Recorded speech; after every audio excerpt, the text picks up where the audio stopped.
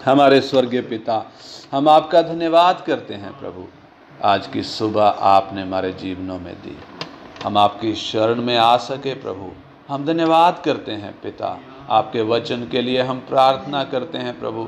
आप अपना वचन हमें सिखाएं प्रभु। हमारी बुद्धि से हम इस वचन को समझ नहीं सकते, विनती करते हैं पवित्र आत्मा हमारी सहायता करें, ताकि वचन हमारे समझ में आए, वचन की सिद्धांत हमारे समझ में आए। प्रभु आप हमारी मदद करें, समय में आपको देते हैं पिता। प्रार्थना हमारे उद्धार करता यीशु मसीह के नाम में मांगते हैं, आमीन आमीन। कल हम सीख रहे थे अनुग्रह की वाचा किसके साथ बांधी गई थी, वो विषय हमने सीखा था। हमने देखा यीशु मसीह के साथ, मनुष्य यीशु मसीह के साथ अनुग्रह की वाचा बांधी गई थी, और यीशु मसीह में जितने भी हैं हर विश्वासी, उनके साथ भी वो वाचा, उन पर भी वो लागू होती है। वो हमने डिटेल में कल सीखा था। आज का हमारा विषय है किस प्रकार परमेश्वर का अनुग्रह दूसरी वाचा में प्रकट हुआ है। हमने देखा था दूसरी वाचा के दो भाग हैं, अनुग्रह की वाचा के दो भाग, क्रूस से पहले और क्रूस के बाद।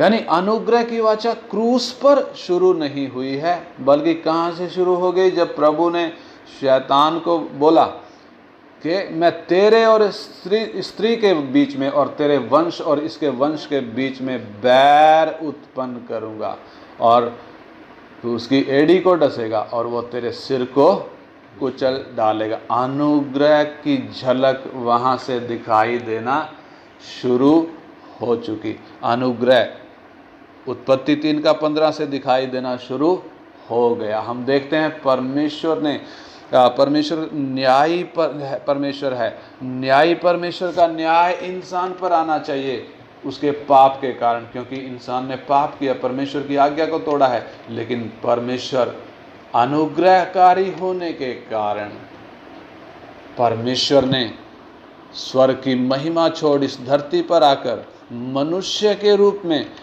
वो सारी सजा, वो सारा दंड जो न्यायी परमेश्वर का न्याय मांग करता है, वो अपने ऊपर ले लिया।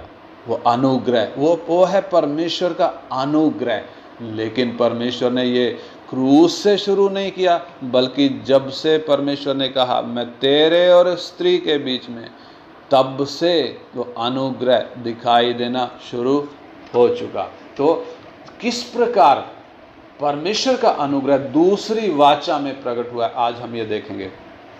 परमेश्वर, अगर हम देखें तो परमेश्वर ने जब मनुष्य को बनाया तो परमेश्वर ने उसके लिए सारा इंतजाम किया था। अदन की वाटिका में उसको रखा, उसके लिए खाने का सारा इंतजाम किया, उसके लिए पत्नी की व्यवस्था करी, उसके लिए हम देखें तो परमेश्वर की उपस्थिति का व्यवस्था भी परमेश्वर ने करी, उसको अधिकार देकर रखा। यानी हम देखते हैं इंसान को मांगने की आवश्यकता कुछ भी नहीं पड़ी, बल्कि परमेश्वर ने हर एक चीज़ का इंतजाम इंसान के लिए खुद ही किया है। इंसान को परमेश्वर ने अपने स्वरूप और समानता में बनाया है, और इंसान को किसी चीज़ की कोई घटी नहीं है। परमेश्वर ने उसके साथ वाचा बांधी थी।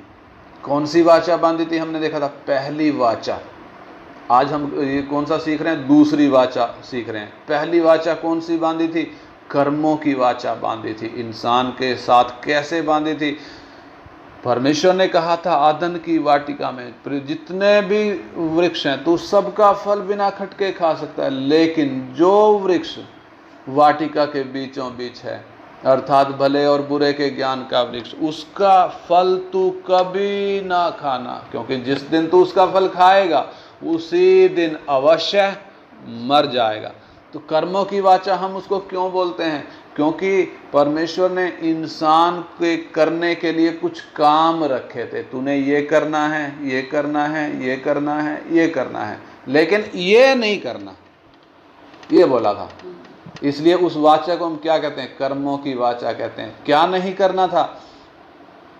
भले बुरे के ज्ञान के पेड़ से नहीं खाना था। परमेश्वर ने बोला जब तू खाएगा उसी घड़ी उसी दिन अवश्य।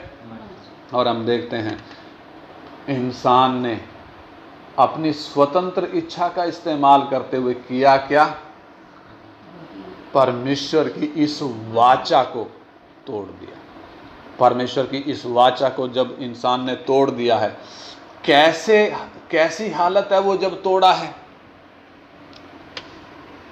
ठीक वैसे जैसे कोई कागज का टुकड़ा अपने हाथ में लेता है और कागज के टुकड़े को वो फाड़ कर 2 हिस्से करके उसे डस्टबिन में फेंक देता है, ऐसे ही है आदम ने जो आज्ञा तोड़ी है। आज्ञा तोड़ने का मतलब, वाचा तोड़ने का मतलब, इंसान क्या दिखा रहा है? परमेश्वर को क्या कह रहा है? मुझे अब तेरे हिसाब से चलने की आवश्यकता नहीं है। जैसा तू चाहता है कि मैं चलूं, अब मैं वैसा नहीं चलूंगा। अब मैं जैसे चाहता हूं मैं वैसा चलूंगा। और हम देखते हैं परमेश्वर ने जब शैतान को उधर भेजा, बड़ी चालाकी से शैतान आया और इंसान जो सीधा था उसकी चालाकी को समझ नहीं पाया और उसकी बातों में आकर उसने क्या फैसला किया? परमेश्वर की इस द्वारा बांधी गई इस वाचा को तोड़ने का क्या कर लिया? फैसला कर लिया। और उसने जब ये वाचा को तोड़ने का फैसला कर लिया, अब न्यायी परमेश्वर का न्याय क्या मांग करता है?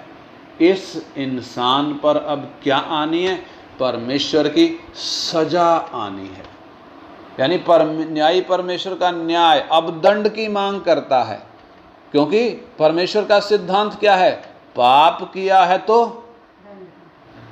उसका सजा भुगतना पड़ेगा। इसलिए परमेश्वर हमें भी चेतावनी देता है, धोखा ना खाओ। परमेश्वर ठट्ठों में उड़ाया, क्योंकि इंसान जो बोएगा वो काटेगा भी। यानी इंसान ने जो बोया है उसको अब वो काटना परमेश्वर के न्याय की वो मांग है, उसको वो काटना पड़ेगा। परमेश्वर की सजा टल नहीं सकती। परमेश्वर की सजा क्या नहीं हो सकती? अब टल नहीं सकती, क्योंकि परमेश्वर न्यायी परमेश्वर है। और हम उत्पत्ति 3:15 में पढ़ते हैं, पढ़ें उत्पत्ति 3:15। परमेश्वर ने सजा देने के स्थान पर इंसान के ऊपर अपना अनुग्रह प्रकट किया। परमेश्वर जो अनुग्रहकारी है, सजा निर्धारित हो चुकी है, लेकिन सजा परमेश्वर ने अभी गिराई नहीं है। सजा गिराने से पहले परमेश्वर उधर अदन की वाटिका में क्या बोल रहा है? शैतान से जब बात कर रहा है, परमेश्वर कैसे बात कर रहा है? उत्पत्ति 3:15 हम पढ़ें। और मैं तेरे और स्त्री के बीच में और तेरे वंश और इसके वंश के बीच में बैर उत्पन्न करूंगा, वह तेरे सिर को कुचल डालेगा और तू उसकी एड़ी को डसेगा। हाँ, इधर हम देखें तो इंसान परमेश्वर का दोस्त था। जब बनाया गया था, इंसान परमेश्वर के साथ चलता था, परमेश्वर का दोस्त था। और परमेश्वर का ये दोस्त जब इसने अपनी स्वतंत्र इच्छा से वाचा को तोड़ने का इरादा कर लिया, तब पाप इसके अंदर आ गया। और पाप अंदर, ध्यान दें, पाप अंदर आने के कारण अब ये परमेश्वर का दोस्त अब परमेश्वर का क्या बन चुका है? परमेश्वर का दुश्मन बन चुका है। परमेश्वर से प्यार करने वाला ये व्यक्ति अब परमेश्वर से क्या करने लगा है? नफरत करने लगा है। इंसान परमेश्वर से नफरत करता है, उसका सबूत क्या है? जब परमेश्वर मनुष्य के रूप में इस धरती पर आया, इस इंसान ने उसको क्रूस पर टांग कर मार डाला। पानी मांगा, पानी भी दिया नहीं, कपड़े भी सारे उतार लिए। हम देखें तो ये क्या है? यह है परमेश्वर से इंसान की नफरत। ये ऐसा नहीं बनाया गया था, ये परमेश्वर से प्यार करता था, ये परमेश्वर का दोस्त था, ये परमेश्वर का दुश्मन कैसे हो गया? हम देखें तो परमेश्वर का दोस्त जो परमेश्वर का हाथ पकड़कर चलता था, अब जब इसने अपनी मर्जी से वाचा को तोड़ा, अब परमेश्वर का हाथ छोड़कर ये कहां जा खड़ा हुआ है? हैं जी, कहां जा खड़ा हुआ है? पेड़ के पीछे नहीं, ये शैतान के पाले में जा खड़ा हुआ है। अब ये किसका दोस्त? अब ये शैतान का दोस्त। परमेश्वर का दोस्त आज किसका दोस्त है? शैतान का दोस्त है। और ऐसे में परमेश्वर क्या कहता है? शैतान को मुखातिब होकर परमेश्वर जब कह रहा है, कहता है मैं तेरे और इस स्त्री के बीच में और तेरे वंश और इसके वंश के बीच में बैर उत्पन्न करूंगा। बैर किन के बीच में उत्पन्न किया जाता है? जिनमें दोस्ती हो उन्हीं में तो बैर उत्पन्न किया जाएगा, नहीं जिनमें दोस्ती ही ना उनमें बैर कैसा? यानी परमेश्वर का दोस्त शैतान का दोस्त बन गया, शैतान से हाथ मिलाकर खड़ा है, उसके साथ खड़ा है, अब उसके इशारों पर चलता है। इशारों पर चलने का मतलब, पाप जब अंदर आ गया, पाप क्या देता है इसको? मजा देता है। पाप तुरंत मजा देता है, तत्काल मजा देता है, और उस मजे के कारण इंसान क्या है? शैतान का गुलाम बन चुका है। शैतान के इशारों पर ये चलता है। अब इसको परमेश्वर नहीं चाहिए, अब ये शैतान के हाथ में हाथ डालकर चलता है, यानी शैतान का अब ये दोस्त बन गया है। तब परमेश्वर कह रहा है, यानी एक उसको हम कैसे पिक्चराइज करें? एक व्यक्ति परमेश्वर के साथ खड़ा है और जब इस व्यक्ति ने फैसला किया कि मैं अब परमेश्वर की जरूरत मुझे नहीं, मैं अपना परमेश्वर खुद ही हूं, मैं परमेश्वर के हिसाब से अब नहीं चलूंगा, परमेश्वर की वाचा को तोड़कर परमेश्वर का पाला छोड़कर ये किसके पाले में चला गया? शैतान के पाले में चला गया। अब शैतान के साथ ये दोस्ती गांठ लिया, शैतान के साथ उसका दोस्त बनकर उसके साथ चलने लग गया। तब परमेश्वर कह रहा है, मैं तेरे और इस स्त्री के बीच में, तेरे वंश और इसके वंश के बीच में बैर उत्पन्न करूंगा। तू उसकी एड़ी को डसेगा और वो तेरे सिर को कुचल डालेगा। यानी परमेश्वर ही है जिसने शैतान और किसके बीच में दुश्मनी पैदा करी? मनुष्य नहीं लिखा उधर, मनुष्य नहीं लिखा उधर, क्या? पढ़ो, दोबारा पढ़ो, 3:15। और मैं तेरे और स्त्री के बीच में, तेरे और स्त्री के बीच में, और तेरे वंश और इसके वंश के बीच में, हाँ, बैर उत्पन्न करूंगा। बैर उत्पन्न करूंगा। वह तेरे सिर को कुचल डालेगा और तू उसकी एड़ी को डसेगा। हाँ, इधर बैर उत्पन्न किसके बीच में हो रहा है? शैतान और स्त्री के बीच में, शैतान और उसके शैतान के वंश और स्त्री के वंश के बीच में। अब सवाल उठता है, शैतान का वंश कौन सा? शैतान और स्त्री तो चलो खड़े हैं, दोनों सामने हैं, दोस्त हो गए हैं। प्रभु कहता मैं तुम्हारे बीच में दुश्मनी उत्पन्न करूंगा, लेकिन शैतान के वंश और स्त्री के वंश के बीच में बैर उत्पन्न करने का मतलब, शैतान का वंश कौन? शैतान का वंश कौन है? यूहन्ना 8:44 हम पढ़ें, यूहन्ना 8 अध्याय उसका 44 वचन हम पढ़ें। जॉन 8:44। तुम अपने पिता शैतान से हो और अपने पिता की लालसाओं को पूरा करना चाहते हो। वह तो आरंभ से हत्यारा है और सत्य पर स्थिर ना रहा, क्योंकि सत्य उसमें है ही नहीं। जब वह झूठ बोलता तो अपने स्वभाव ही से बोलता है, क्योंकि वह झूठा है वरन झूठ का पिता है। इधर प्रभु यीशु मसीह यहूदियों से बात करते हुए क्या कह रहे हैं? यानी इंसान के सामने परमेश्वर खड़ा है और क्या बोल रहा है? कहता है तुम अपने पिता शैतान से हो और अपने पिता की लालसाओं को पूरा करना चाहते हो। यानी तुम अपने पिता शैतान से हो का मतलब है इंसान तू किसकी संतान? परमेश्वर की संतान था, परमेश्वर ने बनाया था, लेकिन पाप के कारण अब ये किसकी संतान बन गया? शैतान का वंश बन गया। यही तो प्रभु यीशु मसीह यही तो कह रहे हैं, तुम अपने पिता शैतान से हो। नहीं, तुम्हारा बाप तो कौन? शैतान है, परमेश्वर नहीं है।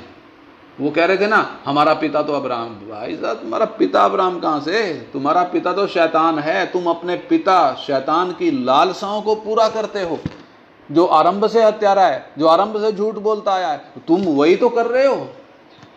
यानी इंसान किसकी औलाद? शैतान का वंश। और दूसरी तरफ हम देखें तो स्त्री का वंश कौन? स्त्री का वंश कौन? प्रभु यीशु मसीह जो मनुष्य है, यानी मनुष्य यीशु मसीह।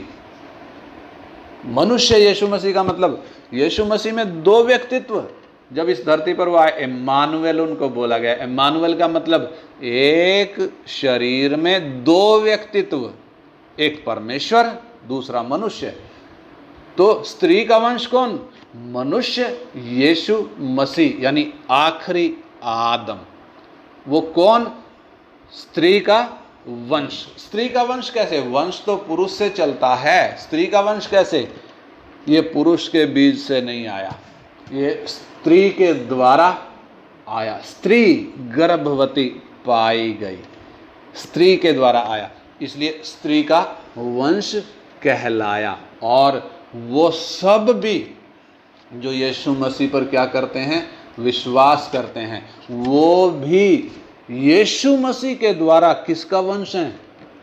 स्त्री का वंश है। यीशु मसीह के द्वारा किसका वंश है? शैतान का वंश नहीं। शैतान का वंश तब तक थे जब तक विश्वास नहीं किया था, लेकिन विश्वास यीशु मसीह को जब अपना जीवन दे दिया विश्वास के साथ, ये अब किसका संतान है? स्त्री का वंश हो गए। यीशु मसीह के द्वारा स्त्री का वंश हो गए। और स्त्री का वंश जब हो गए, घटना क्या घटी? शैतान में, शैतान के वंश में और इंसान में जो दोस्ती थी, शैतान में और इंसान में क्या हो गई थी? परमेश्वर का साथ छोड़कर इंसान ने किसका हाथ जाकर पकड़ा था? शैतान का हाथ पकड़ा था। ये दोस्त बन गए थे। अब जब स्त्री का वंश आ गया, स्त्री का वंश आने से अब ये दोस्ती किस में बदल गई? कैसे हमें पता चलता है दुश्मनी में बदल गई है? स्त्री का वंश जब आया, क्रूस पर टांग दिया गया। शैतान बड़ा खुश हो रहा था। ये अपने बोलता है, शैतान बोलता होगा कि ये अपने आप को परमेश्वर का पुत्र बोल रहा था, मैंने इसको क्रूस पर टांग दिया, मैंने लोगों को भड़काया और क्या कर दिया? इसको क्रूस पर टांग कर मार डाला। लेकिन उसको मालूम नहीं, इस तरीके से तूने अपने सिर को क्या कर लिया है? कुचलवा लिया है। प्रभु यीशु मसीह के द्वारा उसने अपने सिर को क्या कर लिया? कुचलवा लिया। क्रूस के द्वारा शैतान का सिर कुचला गया है। और यही कारण है कि यीशु मसीह से लोगों ने क्या किया? प्यार नहीं किया, नफरत किया, क्रूस पर मार डाला। और जो यीशु मसीह पर विश्वास करते हैं उनको आप देखो तो उनसे भी संसार क्या करता है? प्यार करता है। यीशु मसीह के लोगों से संसार क्या करता है? बैर करता है, प्यार नहीं करता है। प्रभु के लोग किसी का बुरा नहीं करते। प्रभु के लोग देश के कानून का आदर करते हैं, पालन करते हैं, किसी के साथ कोई झगड़ा नहीं करते, लड़ाई नहीं करते, दुश्मनी नहीं रखते, किसी से बैर नहीं रखते, बल्कि सबके लिए प्रार्थना करते हैं, ईमानदारी का जीवन बिताते हैं। भाई साहब तो भी उनसे दुश्मनी क्यों कर रहे हैं? हम देखें तो कलीसिया शहीदों के खून पर खड़ी है। कितने करोड़ों लोगों को मारा गया है। कौन लोग? जो यीशु पर विश्वास करते थे। करोड़ों को क्यों मारा गया? क्यों मारा गया? ये फूटी आंख नहीं बातें, इसलिए मार डाला है, इनसे दुश्मनी के कारण मार डाला है। यानी जो दोस्ती थी किस में बदल गई? किसने बदली? किसने बदली? परमेश्वर ने वो दोस्ती को दुश्मनी में बदला। अगर इंसान स्त्री का वंश ना होकर, यीशु मसीह पर विश्वास ना करके शैतान का मित्र बना रहता, तो ये परमेश्वर के पास आना इसके लिए संभव नहीं था।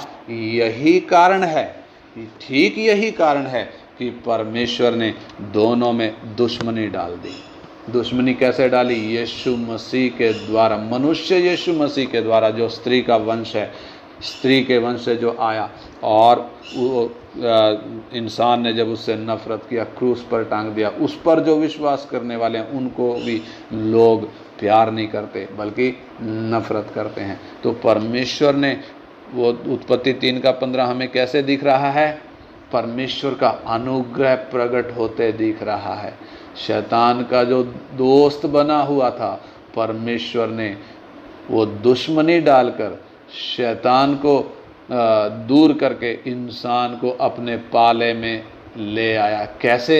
जैसे कबड्डी का खेल होता है। कबड्डी के खेल में क्या होता है?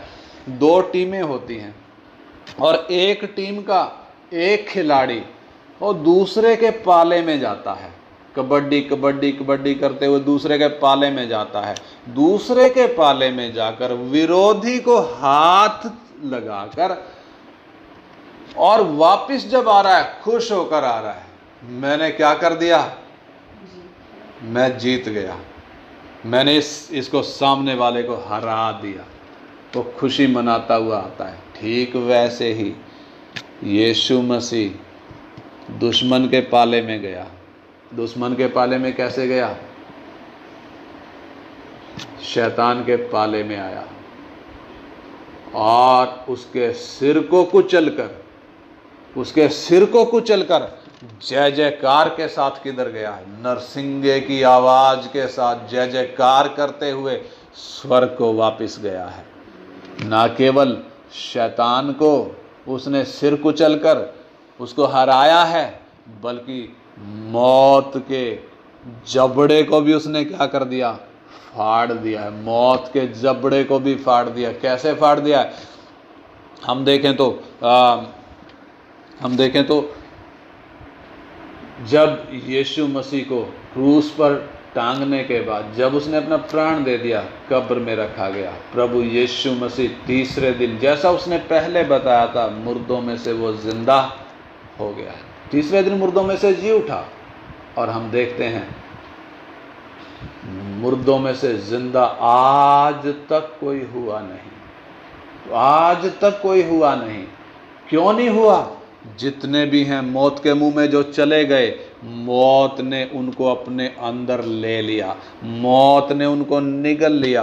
अब मौत का जबड़ा इतना मजबूत है कि ये छोड़ती ही नहीं है। यीशु मसीह ने मौत के जबड़े को क्या कर दिया? फाड़ दिया है। हम पढ़ें पहला पतरस 2 अध्याय का 1 वचन। पहला यूहन्ना 2 का 1। पहला यूहन्ना 2 अध्याय का 1 वचन।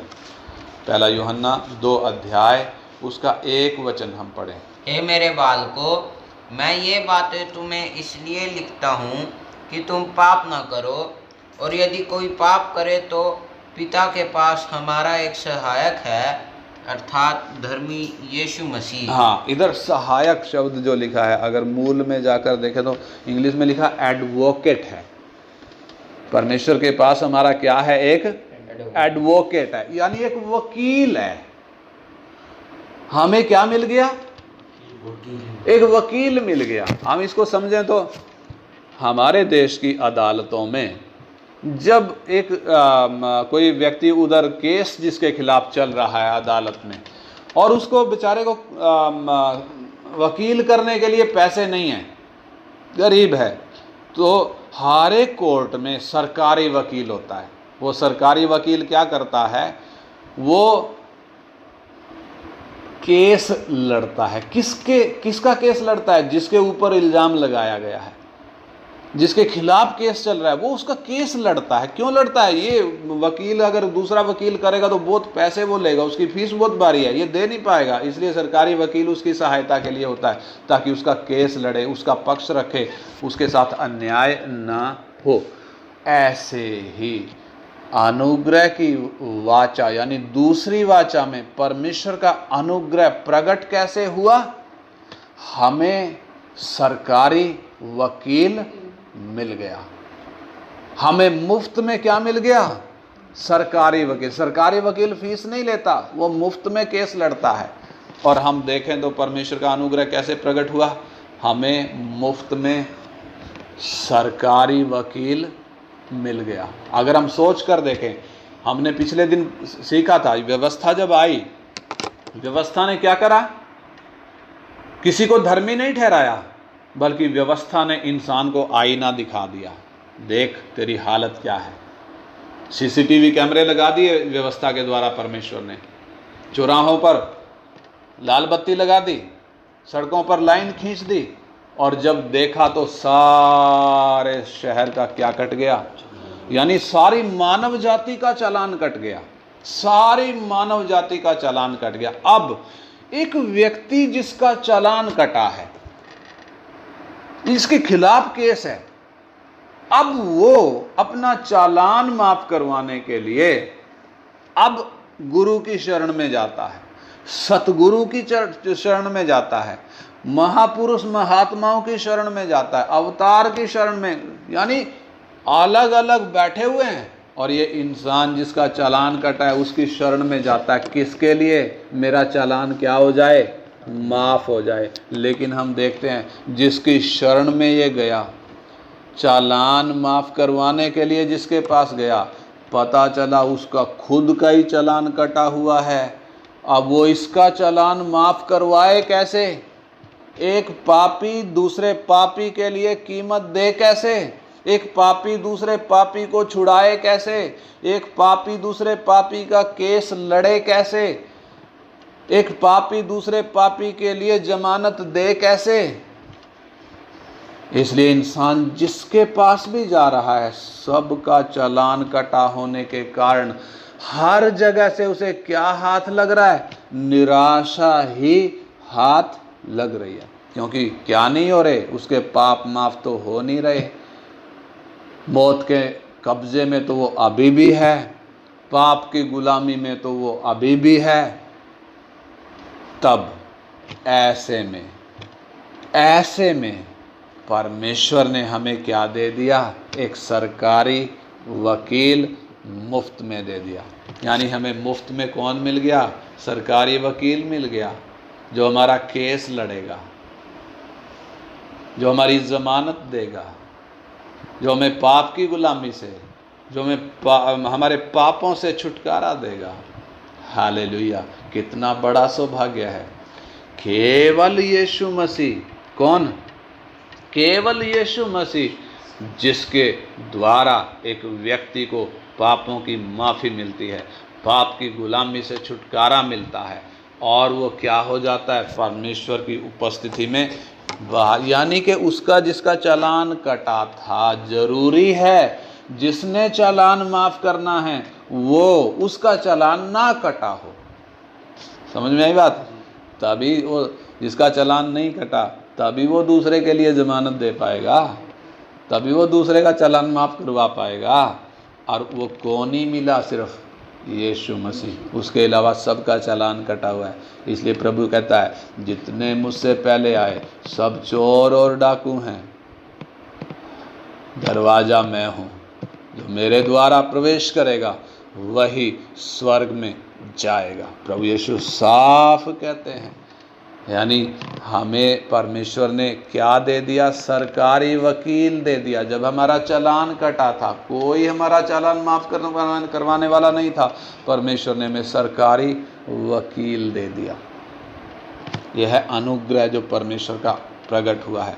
दूसरी वाचा में परमेश्वर का अनुग्रह किस रीति से प्रकट हुआ? हमें क्या मिल गया? सरकारी वकील मिल गया। हम पढ़ें कैसे हमें सरकारी वकील मिला है। परमेश्वर इंसान से वाचा बांध रहा है। परमेश्वर को सवाल उठता, परमेश्वर को इंसान के साथ वाचा बांधने की जरूरत क्या है? इंसान तो परमेश्वर के सामने कितना है, भाप के समान है, एक टिड्डी तो है, कीड़े जैसा है, धूल है। परमेश्वर को इंसान के साथ वाचा बांधने की जरूरत है ही क्या? हम देखें तो इतना विशाल ब्रह्मांड, इतने विशाल ब्रह्मांड में कितने अरबों गैलेक्सियां, एक गैलेक्सी से दूसरी गैलेक्सी देखें तो, और पृथ्वी इस गैलेक्सी में उसकी कोई औकात ही नहीं है, धरती की कोई औकात नहीं है। एक सुई की नोक के बराबर भी दिखाई नहीं देती धरती अगर गैलेक्सी को देखें तो। और धरती पर एक मनुष्य दिखेगा? अगर धरती के वातावरण से बाहर खड़ा होकर कोई देखे, इंसान दिखेगा? दूसरी गैलेक्सी में खड़ा होकर दिखे, पृथ्वी नहीं दिखेगी, इंसान तो क्या। ऐसे में आप देखो, परमेश्वर ने इंसान से प्यार किया। इंसान परमेश्वर के सामने क्या है? कुछ भी तो नहीं। तो भी परमेश्वर का अनुग्रह, इंसान के साथ उसने वाचा बांधी है। हम पढ़ेंगे यूहन्ना 1:14। यूहन्ना 1:14।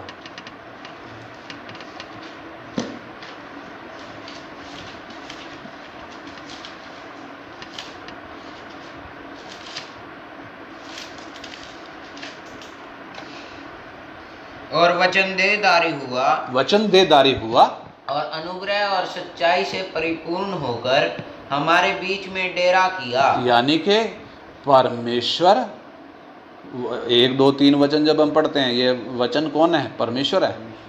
परमेश्वर देहधारी हुआ, परमेश्वर ने देह धारण किया, यानी परमेश्वर मनुष्य की समानता में होकर आया।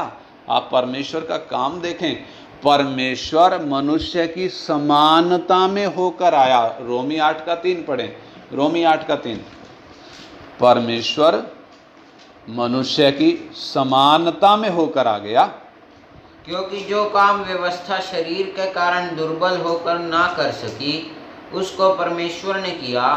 अर्थात अपने ही पुत्र को पाप में शरीर की समानता में और पाप बलि होने के लिए भेजकर शरीर में पाप पर दंड की आज्ञा दी। पाप में शरीर की समानता, यही लिखा ना। परमेश्वर ने क्या किया? पाप में शरीर की समानता में हो गया, मनुष्य की समानता में हो गया, पाप में शरीर की समानता में हो गया। ये 2 वचन हमने पढ़े, मनुष्य की समानता में, पाप में शरीर की समानता में। क्यों हो गया? परमेश्वर सर्वशक्तिमान है, एक आज्ञा दे, टल सकती आज्ञा? वो जो बोलेगा वही हो जाएगा। उसने सूरज को जिस दिन से ठहराया है आज तक आज्ञा मान रहा है, धरती को जिस दिन से ठहराया आज तक आज्ञा मान रही है। इंसान, परमेश्वर इंसान के विषय में अगर आज्ञा देकर वो सब कुछ कर सकता है। लेकिन हम देखते हैं परमेश्वर ने पाप का इलाज, इंसान के पाप का इलाज परमेश्वर ने स्वर्ग में बैठकर नहीं किया। समझ में आई बात? परमेश्वर ने इंसान के पाप का इलाज स्वर्ग में बैठकर नहीं किया, मनुष्य की समानता में हो गया, पाप में शरीर की समानता में हो गया।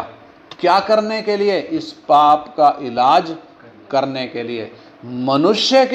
मनुष्यों के बीच में इस धरती पर आया, मनुष्य की समानता में होकर, पाप में शरीर की समानता में होकर। इब्रानी 2:14 पढ़ें, क्यों ऐसा हुआ? इब्रानी 2:14। इसलिए जबकि लड़के मांस और लहू के भागी हैं, तो वह आप भी उनके समान उनका सहभागी हो गया, ताकि मृत्यु के द्वारा उसे, जिसे मृत्यु पर शक्ति मिली थी, अर्थात शैतान को निकम्मा कर दे। हाँ, साफ लिखा है वचन। प्रभु यीशु मसीह जब मनुष्य की समानता और पाप में शरीर की समानता में, यानी लड़कों का भागी, यानी मनुष्य के शरीर का जब भागी होकर आया है, किस लिए आया है? इधर उसका रीजन लिखा है, क्यों आया है? ताकि मृत्यु के द्वारा उस पर जिसे मृत्यु पर क्या मिली है? शक्ति मिली थी, अर्थात शैतान को क्या कर दे? निकम्मा कर दे। इंग्लिश में लिखा है उसको डिस्ट्रॉय कर दे। यानी कि शैतान को नाश करने के लिए यीशु मसीह ने मनुष्य का शरीर लिया, पाप में शरीर की समानता, मनुष्य की समानता में होकर इस धरती पर आया, ताकि शैतान के सिर को कुचल कर उसको क्या करे? निष्क्रिय करे, उसको निकम्मा करे।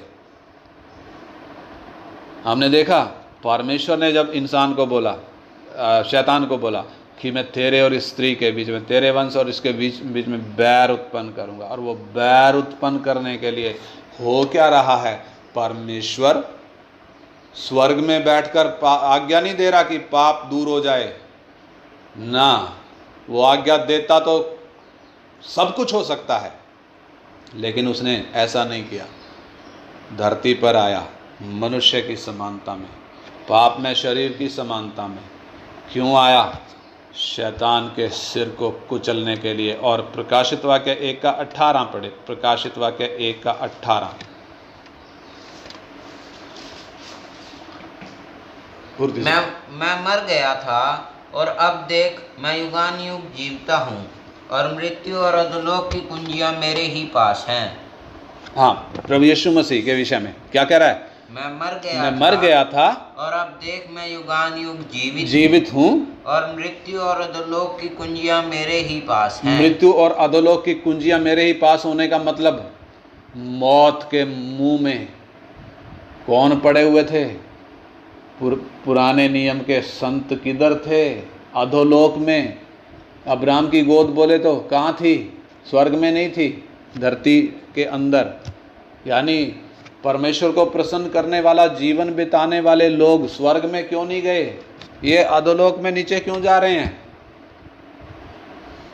उधर क्यों जा रहे हैं? क्योंकि अभी मौत का अधिकार टूटा नहीं है, मौत के शिकंजे में है। बेशक परमेश्वर को प्रसन्न करने वाला जीवन बिताया, लेकिन अभी मौत का अधिकार है, इसलिए ये स्वर्ग में जा नहीं सकते। और हम देखते हैं जब यीशु ने क्रूस पर प्राण दिया, जब वो 3 दिन रात जब कब्र में है, उधर वो निचली जगहों में उतरा।